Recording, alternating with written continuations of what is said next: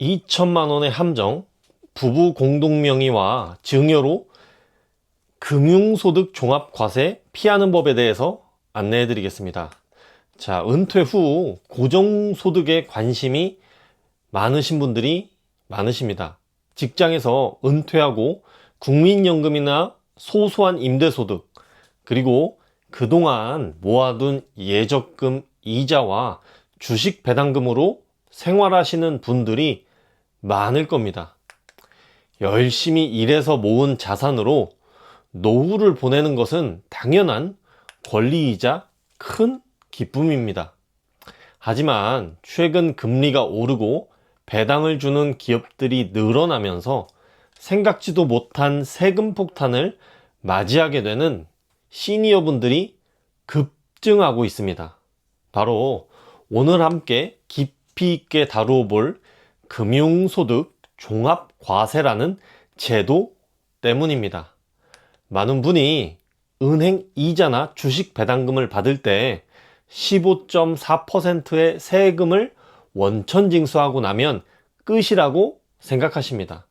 자, 하지만 내 주머니에 들어오는 이자와 배당을 합친 금액이 연간 2천만 원을 넘어서는 순간 이야기는 완전히 달라집니다.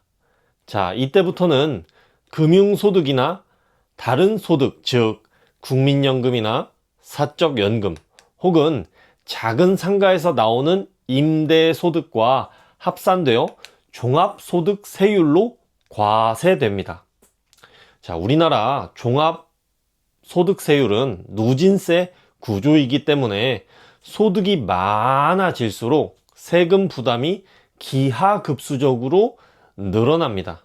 자, 게다가 더 무서운 것은 세금 그 자체보다 건강보험료입니다. 금융소득 종합과세 대상자가 되면 직장인 자녀의 피부양자 자격이 박탈되거나 지역가입자로서 매달 내야 하는 건강보험료가 수십만 원씩 폭등할 수 있습니다. 노후에 귀한 현금 흐름이 세금과 건보료로 새어 나가는 것입니다. 자, 오늘 이 시간에는 이러한 고민을 명쾌하게 해결해 드리고자 합니다.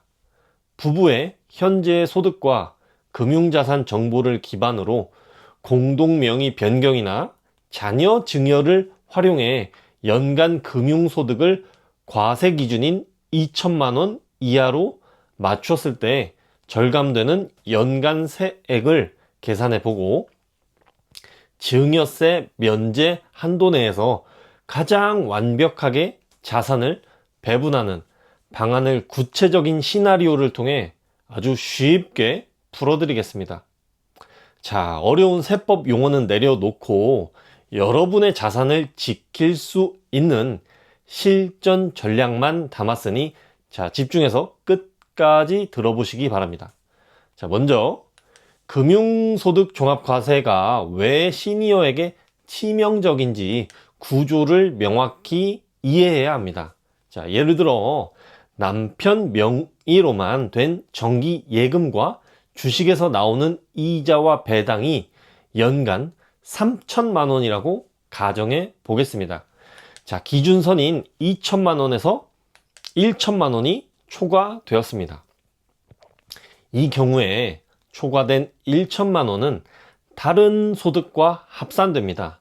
자, 만약에 남편분이 연간 2천만 원의 연금 소득이 따로 있었다면 총 종합소득은 3천만 원이 되어 더 높은 세액 구간에 진입하게 됩니다.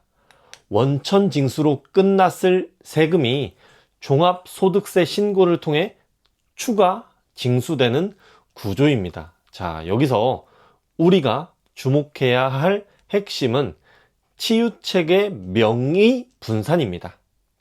금융소득 종합과세는 부부 합산이 아니라 개인별 과세입니다. 자, 즉 남편 혼자 3천만 원을 받으면 종합과세 대상이지만 부부가 자산을 나누어 남편이 1,500만 원, 아내가 1,500만 원씩 이자와 배당을 받게 만들면 두 사람 모두 2천만 원 이하가 되어 종합과세 대상에서 완전히 제외됩니다. 자, 각각 15.4%의 비과세 및 분리과세로 상황이 종료되는 것입니다. 자, 이것이 바로 명의 분산의 마법입니다. 자산을 분산하는 방법은 크게 두 가지가 있습니다. 자, 첫 번째는 배우자 공동 명의 변경이고, 자, 둘째는 자녀나 손자녀에게 미리 자산을 넘기는 증여입니다. 자, 이때 가장 먼저 확인해야 할 제약 조건이 바로 증여세 면제 한도입니다. 세금을 아끼려고 자산을 옮기다가 더 큰 증여세를 내면 아무런 의미가 없기 때문입니다. 자, 현행 세법상 증여세 면제 한도는 누구에게 주느냐에 따라 다릅니다. 배우자 사이에는 10년 동안 무려 6억 원까지 증여세가 없습니다. 자, 성인이 된 자녀에게는 10년간 5천만 원, 미성년 자녀나 손자녀에게는 10년간 2천만 원까지 세금 없이 자산을 이전할 수 있습니다. 자, 그렇다면 이 면제 한도를 어떻게 조합해야 최적의 자산 배분이 가능한지 실제 상담 사례를 바탕으로 구성한 가상의 시뮬레이션을 통해 세액 절감 효과를 눈으로 확인해 보겠습니다. 자, 상황을 설정해 보겠습니다. 올해 65세이신 김 선생님의 사례입니다. 김 선생님은 은퇴 후 본인 명의로 된 정기예금 8억 원을 연 3.5% 금리의 상품에 넣어두셨고, 배당 수익률이 연 4% 정도 나오는 국내 우량 주식을 약 3억 원어치 보유하고 계십니다. 자, 그리고 매달 국민연금과 개인연금을 합쳐 연간 2,400만 원, 즉 월 200만 원의 연금 소득이 발생하고 있습니다. 자, 반면 아내분은 현재 별도의 소득이 없고 금융자산도 없는 상태입니다. 자, 이 상태에서 김 선생님이 받으시는 연간 금융소득을 계산해 보겠습니다. 자, 8억 원에 대한 예금 이자 3.5%는 연 2,800만 원입니다. 3억 원에 대한 주식 배당금 4%는 연 1,200만 원입니다. 자, 두 금액을 더하면 김 선생님의 연간 금융소득은 총 4천만 원이 됩니다. 기준선인 2천만 원을 정확히 2천만 원 초과하셨습니다. 명의 변경 전 김 선생님이 직면한 세금 상황은 이렇습니다. 기준 이하인 2천만 원에 대해서는 기존대로 14%인 280만 원의 세금이 원천 징수됩니다. 지방소득세를 제외한 기본 세율입니다. 자, 문제는 초과된 2천만 원입니다. 이 2천만 원은 김 선생님의 기존 연금소득 2,400만 원과 합산되어 총 종합소득 과세 표준이 4,400만 원으로 잡히게 됩니다. 자, 우리나라 소득세율 구간상 과세 표준 1,400만 원 초과 5천만 원 이하 구간에 해당하여 15%의 세율을 적용받게 됩니다. 자, 여기서 지방소득세 10%까지 더해지면 실질 세율은 16.5%가 되는 겁니다. 자, 단순히 계산해도 금융소득 종합과세로 인해 매년 약 150만 원 이상의 추가 세금을 종합소득 신고 때 더 내야 하는 겁니다. 자, 더 큰 문제는 건강보험료입니다. 금융소득이 2천만 원을 초과하여 종합과세 대상자가 되는 순간 기존의 자녀의 직장 피부양자로 등록되어 있었다면 자격이 즉시 박탈됩니다. 연금소득 2,400만 원과 금융소득 4천만 원, 그리고 보유하신 주택의 공시가격까지 반영되어 지역가입자로 전환된다면 매달 최소 30만 원에서 50만 원 사이의 건강보험료 고지서를 받게 된다는 겁니다. 자, 1년이면 400만 원에서 600만 원에 달하는 막대한 지출이 추가로 발생하는 것입니다. 세금과 건강보험료를 합치면 연간 거의 600만 원에서 750만 원 돈이 매년 사라지는 셈입니다. 이제 자산 배분 시뮬레이터를 가동하여 이 상황을 완벽하게 바꾸어 보겠습니다. 우리에게는 배우자 증여 한도 6억 원과 30살 된 직장인 자녀 1명에게 줄 수 있는 한도 5천만 원이 있습니다. 자, 총 6억 5천만 원의 자산을 세금 한 푼 없이 이전할 수 있는 카드가 있는 것입니다. 자, 가장 먼저 배우자 카드를 사용합니다. 김 선생님의 예금 8억 원 중 5억 원을 아내 명의로 이전합니다. 배우자 증여 한도가 6억이므로 5억 원을 증여해도 증여세는 0원입니다. 자, 이렇게 되면 김 선생님의 명의의 예금은 3억 원이 남고 아내 명의로 5억 원짜리 예금이 새로 개설됩니다. 자, 그 다음으로 자녀 카드를 활용합니다. 주식 3억 원 중에서 5천만 원어치의 성인 자녀의 증여세 면제 한도에 맞추어 자녀 명의의 증여 계좌로 이체합니다. 자, 역시 증여세는 단 1원도 발생하지 않습니다. 남은 주식 2억 5천만 원은 김 선생님이 그대로 보유합니다. 자, 이렇게 자산 배분을 리밸런싱한 후 부부의 금융소득 구조가 어떻게 바뀌었는지 다시 계산해 보겠습니다. 남편인 김 선생님의 명의로 남은 자산은 예금 3억 원과 주식 2억 5천만 원입니다.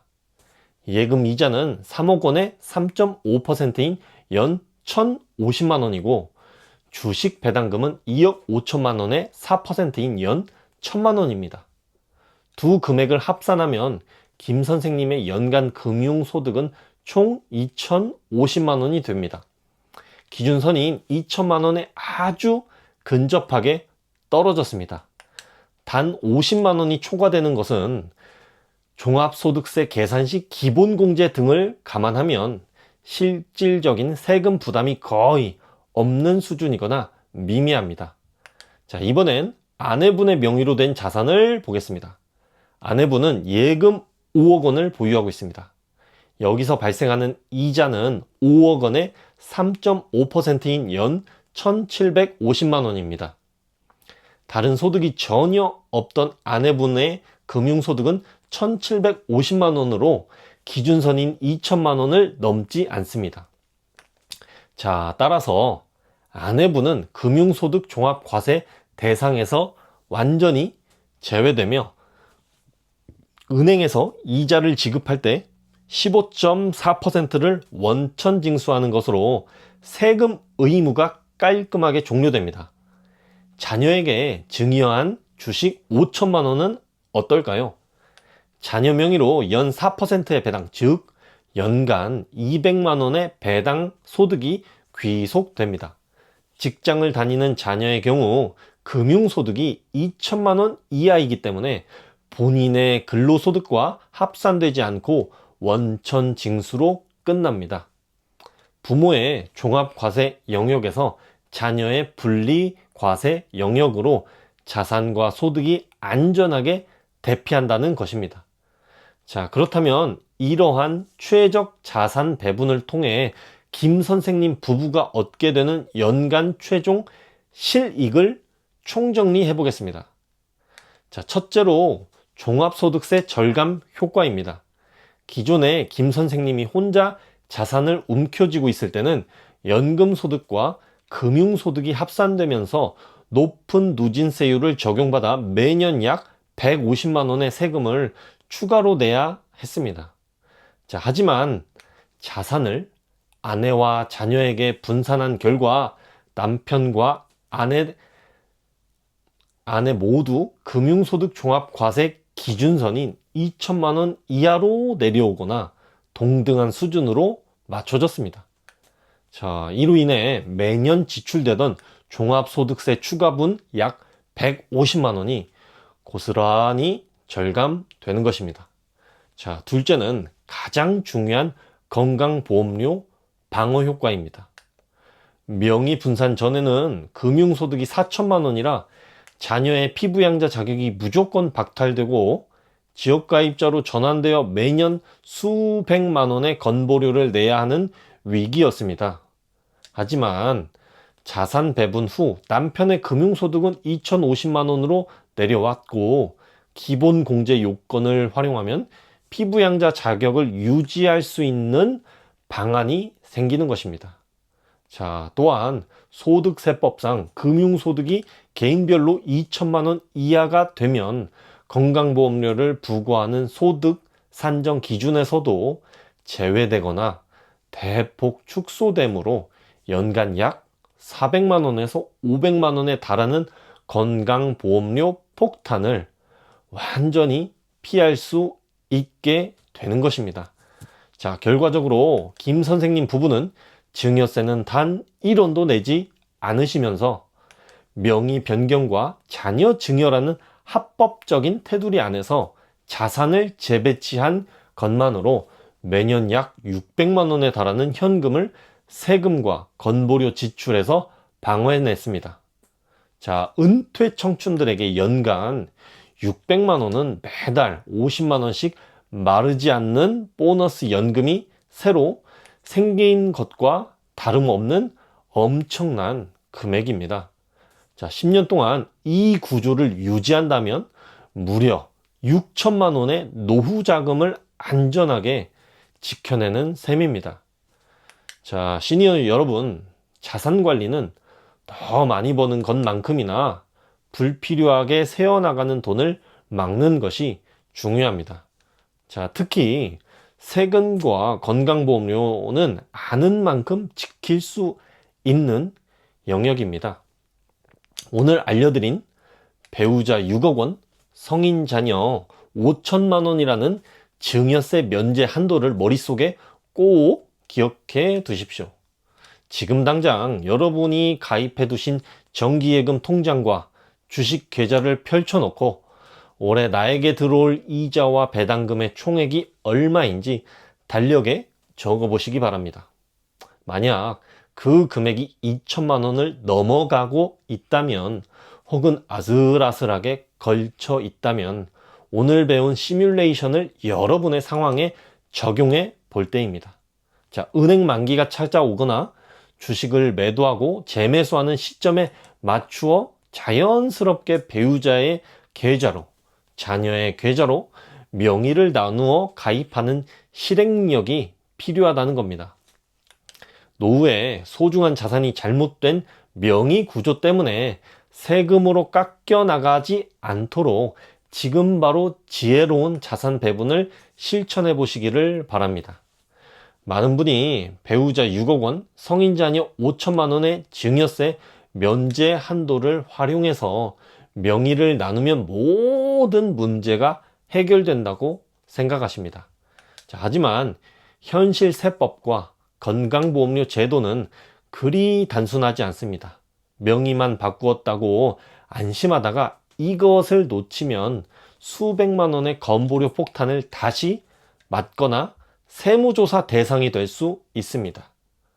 그래서 최근 강화된 건강보험료 피부양자 자격 기준의 실체를 파헤치고 정기예금 만기 설정의 치명적인 실수인 이자 몰아받기를 피하는 만기 쪼개기 캘린더 전략, 그리고 국세청이 주시하는 차명계좌 증여 의제의 덫을 피해 안전하게 자산을 이전까지 하는 법, 자, 공개해드립니다. 첫 번째로요, 피부양자 자격 박탈의 숨겨진 부비 트랩입니다. 연간 총소득 2천만 원의 진실인데요. 지난해 건강보험료 개편으로 피부양자 자격 박탈 기준이 대폭 강화되었습니다. 그래서 내 이자 소득이 딱 2,010만 원으로 맞추면 10만 원에 대해서만 건강보험료가 나오겠지, 혹은 2,050만 원이니까 미미하겠지 라고 안일하게 생각하신다는 겁니다. 자, 이는 제도의 구조를 오해한 아주 위험한 발상입니다. 여기에는 합산소득의 덫이라는 것 때문인데요. 건강보험공단이 피부양자 자격을 검증할 때는 보는 금융소득 다 단독이 아니라는 겁니다. 자, 여기에는 공적연금, 국민연금, 사학연금이 포함되어 있고요. 자, 여기에 사적연금, 임대소득, 근로소득, 자, 금융소득까지 모두 합산한 금액이 연간 2천만 원을 단 1원이라도 초과하는 순간 자녀의 피부양자에서 무조건 탈락한다라는 겁니다. 매서운 건보료 부과 기준의 현실은 금융소득 종합과세 2천만 원을 초과한 나머지 금액에 대해서만 다른 소득이 합산의 누진세율을 적용한다라는 건데요. 자, 하지만 여기에서 건강보험료는 다르다라는 겁니다. 총합산 소득이 2천만 원을 넘어서는 순간 분리과세되던 2천만 원 이하의 금융소득세까지 전체 금액을 소득 점수에 포함해 지역 건강보험료를 부과한다는 겁니다. 여기에 우리가 보유한 주택의 공시가격과 자동차 점수까지 더해진다면 앉은 자리에서 매달 수십만 원의 생돈이 날아간다라는 겁니다. 자, 따라서 자산 배분을 할 때는 단순히 금융소득만 2천만 원 근처로 맞추는 것이 아니라 본인의 국민연금 수령액 등을 미리 계산해서 총합산 소득이 연 2천만 원을 넘지 않도록 더 보수적이고 정밀하게 자산을 찢어 놓아야 한다라는 겁니다. 예금 만기일에 대참사도 있는데요. 연도별 이자 몰아받기를 조심해라는 겁니다. 자산가들이 가장 많이 하는 실수가 바로 타이밍 설계의 실패입니다. 명의를 부부간에 5억 원, 3억 원으로 잘 찢어 놓았더라도 예금 가입 시기와 만기 관리를 잘못하면 특정 연도의 이자가 폭발하는 대참사가 발생한다는 겁니다. 자, 예를 들어 보겠습니다. 남편 명의로 3억 원의 정기예금을 연금리 3.5%에 가입했고요. 1년차 이자는 약 1,050만 원입니다. 계산상으로는 2천만 원 이하이니 안전해 보입니다. 자, 그런데 이 예금을 2년 만기 복리상품으로 가입했거나 가입 시점이 꼬여 2026년 1월에 만기 하나가 터지고 같은 해 12월에 또 다른 예금 만기가 돌아오게 설정했다면 어떻게 될까요? 자, 2025년에는 금융소득이 0원이었다가 만기가 도래하지 않았겠죠. 2026년에는 금융소득이 1,050만원 플러스 1,050만원 이렇게 해서 2,100만원 종합과세 및 건보료 폭탄 대상이라는 겁니다. 자, 그래서 금융소득은 이자가 실제로 내 계좌에 지급되는 날 귀속연도를 기준으로 판정한다라는 겁니다. 은행 직원의 권유대로 아무 생각 없이 2년째, 3년째 예금에 고액을 묶어두었다가 만기일이 한 해에 몰아넣으면 그 해의 이자가 누적되어서 수령되면서 단숨에 종합과세 대상자로 전락한다라는 겁니다. 자, 그래서 여기서 팩트체크 하셔야 할 거는요, 월간, 연간, 이자 수령액을 비교하시고요. 이를 방지하기 위해 자산을 분할할 때 반드시 만기 쪼개기 캘린더 전략을 실행해야 한다라는 겁니다. 자, 세 번째는요, 국세청이 지켜보고 있습니다. 차명계좌의 덫과 안전한 증여 이행법인데요. 세금을 아끼려고 와이프 명의 계좌를 개설해서 내 돈 5억 원을 이체했습니다. 자, 배우자 증여는 6억까지 면제니까 문제없죠? 현장에서는 가장 흔하게 듣는 질문이지만, 자, 이는 세법의 최전선을 간과한 위험한 행동입니다. 국세청은 부부간에 돈이 오간 것을 무조건 자동으로 아름다운 증여로 인정해주지 않는다라는 겁니다. 입증되지 않은 자금 이동은 단순한 차명계좌 명의신탁으로 의심받기 십상인데요. 만약 국세청에서 이를 차명계좌로 판단하면 그 계좌에서 나온 이자 소득은 여전히 실제 소유주인 남편의 소득으로 보아 금융소득 종합과세를 소급 적용하고 가산세까지 부과한다라는 겁니다. 자, 반대로 나중에 그 돈을 다시 남편 계좌로 가져올 때는 아내가 남편에게 거꾸로 증여한 것으로 보아 증여세를 다시 매기는 최악의 시나리오가 펼쳐질 수도 있다라는 겁니다. 자, 그래서 국세청의 칼날을 피하는 안전 가이드라인을 제시해 드리겠습니다. 그래서 명의분산 효과를 합법적이고 완벽하게 누리기 위해서는 반드시 증여와 전공법을 밟아야 하는데요. 자, 첫째, 증여세 신고는 면제 한도 내라도 필수입니다. 배우자에게 5억 원을 이체했다면 세금이 0원이라 할지라도 반드시 국세청 홈택스를 통해 증여세 신고를 완료하십시오. 증여세 신고와 증여 계약서를 작성해 제출하는 순간 이 자산은 공식적으로 아내의 합법적 자산이 되며 이후 발생하는 모든 이자 소득 역시 국세청이 터치할 수 없는 아내의 정당한 소득으로 확정됩니다. 자, 둘째는요, 자녀 증여 시 자금 출처 조사를 대비하는 건데요. 성인 자녀에게 5천만 원의 주식을 증여할 때도 마찬가지입니다. 증여 신고를 하지 않고 자녀 계좌로 주식을 굴리다가 자녀가 향후 아파트를 매입할 때 자금 출처 조사가 나오면 과거 부모가 넣어준 돈의 출처를 소명하지 못해 세금 폭탄을 맞을 수도 있습니다. 자, 증여세 신고는 자녀에게 합법적인 종잣돈 출처를 만들어주는 가장 강력한 무기입니다. 자, 네 번째로요. 시니어 자산 방어 실전 체크리스트가 있는데요. 노후 자산을 지키는 리밸런싱 한 번으로 설계하는 예술적인 겁니다. 자, 첫 번째로 나의 공적 연금과 금융소득의 합산 금액이 연 2천만 원의 건보료 커트라인을 위협하고 있는지 체크해 보십시오. 자, 두 번째는요. 내가 가진 예적금의 만기일이 특정 연도 특정 월에 집중되어 이자가 몰려 나오게 설계되어 있지는 않은지 꼭 체크해 보십시오. 자, 세 번째는 가족 명의로 이전한 자금들에 대해서는 국세청에 증여세 신고라는 안전장치를 확실히 해두었는가, 요거를 반드시 체크하고요. 합법적인 절세와 건보료 방어는 단순히 자산을 쪼개는 행위 그 자체가 아니라 그 속에 숨겨진 세법의 디테일을 통제하는 것에서 완성됩니다. 철저한 만기 분산과 투명한 증여 신고를 통해 여러분의 소중한 노후 자산이 단 1원도 원치 않는 곳으로 새어나가지 않도록 지금 바로 계좌의 타임라인을 재배치해 보시라는 겁니다. 자, 오늘도 함께 해주셔서 감사드리고요.